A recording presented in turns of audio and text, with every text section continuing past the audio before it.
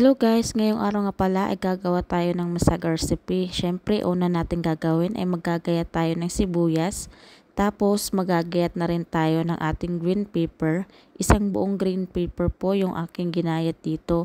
Kung ano po yung gayat ng ating sibuyas ay gayon din po yung gayat ng ating green pepper. At next po yung ating kamatis. Yung ginamit ko nga pala ditong kamatis guys. Yung ginamit ko nga pala dito ay 1 kalahating kamatis. Hindi ko na sinama yung kalahati guys kasi marami na. Syempre isusunod na natin yung ating manok. Bali yung manok ko dito guys ay 2 pirasong boneless chicken. Yung gayat din ito guys ay pa-cubes kagaya ng gayat natin sa ating sibuyas, green pepper at yung ating kamatis. At pagkatapos nga maghiwa natin ito ay magbabalat naman tayo ng patatas. Nakalimutan ko na nga pala guys kung ilan yung aking binalatan na patatas, pero tansyahin nyo na lang kung gaano karami ang inyong karne. At pagkatapos nito ay atin na itong hihiwain. Yung hiwa po natin dyan guys ay pabilog. Mas maganda kasi tingnan pag pabilog yung ating patatas. At pagkatapos nga nito ay isusunod naman natin guys yung ating talong. At ito nga guys, nagulat ako sa talong nila. Hindi kasi katulad ng talong namin sa bahay.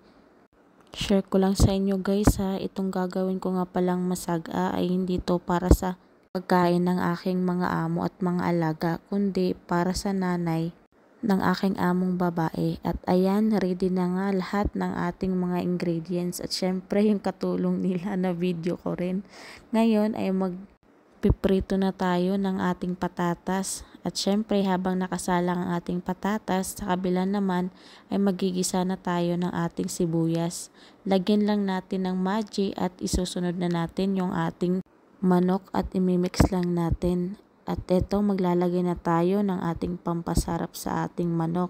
Yung nilagay ko nga pala dyan guys, buharat abyat, black pepper, asin, chili powder at yung tinatawag nila ditong paprika. At ayan, okay na, luto na ang ating patatas at atin na itong hahanguin. At syempre pagkatapos ilalagay na natin yung ating green pepper at dito naman ay mag-uumpisa na tayong magprito ng ating talong.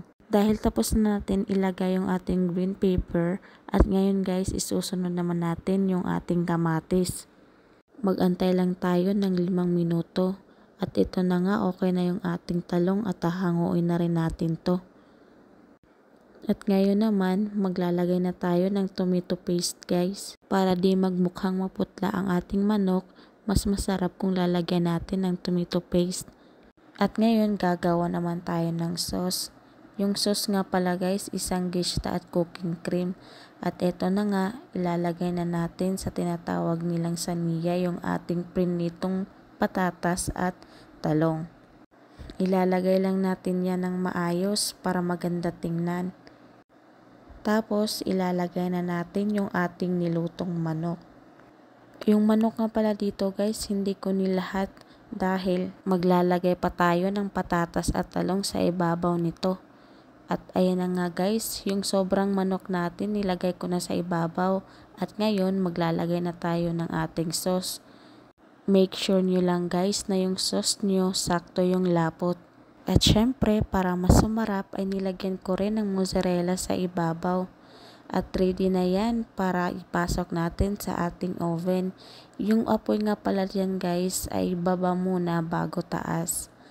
At syempre habang nag-aantay tayo na maluto yung ating masaga ay magre-reply muna tayo sa ating afam. Ay charot, sana all may afam. Joke lang yun guys ha, baka magalit yung asawa ko. Kaarawan pa naman niya ngayon guys. Shout out nga pala sa aking mahal na asawa. Happy birthday, I love you so much.